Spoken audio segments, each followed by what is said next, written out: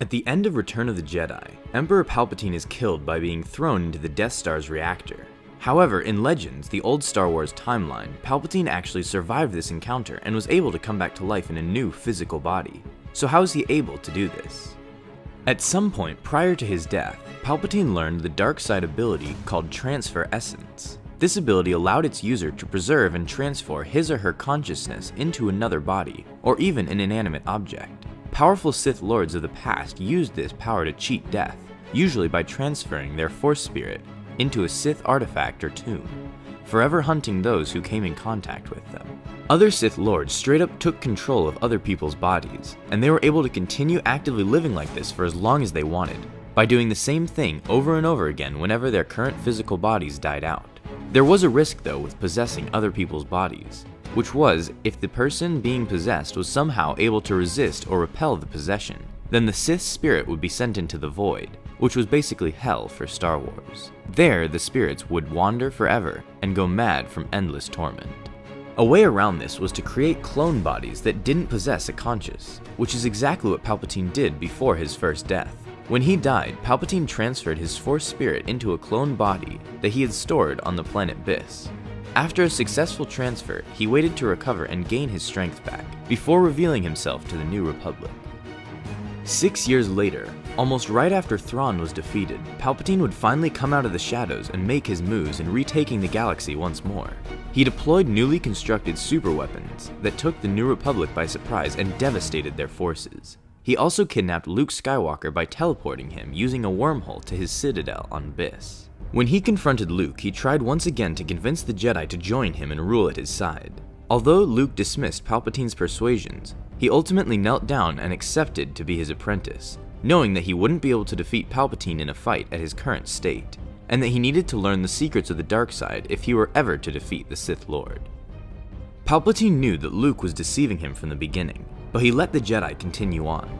Palpatine understood that no matter how hard Luke would try, that he would eventually fall to the dark side and become his servant, as was the story for any Jedi that tried to learn the dark side without falling into it.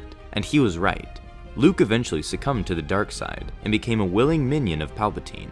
However, Palpatine's gamble on obtaining one of the most powerful Force users to his side would eventually backfire, as Luke would later be turned back to the light side with the help of his sister Leia. Back to the light side, and with new knowledge of some of the dark side's secrets, Luke fought Palpatine and was able to defeat him and lead him to his death.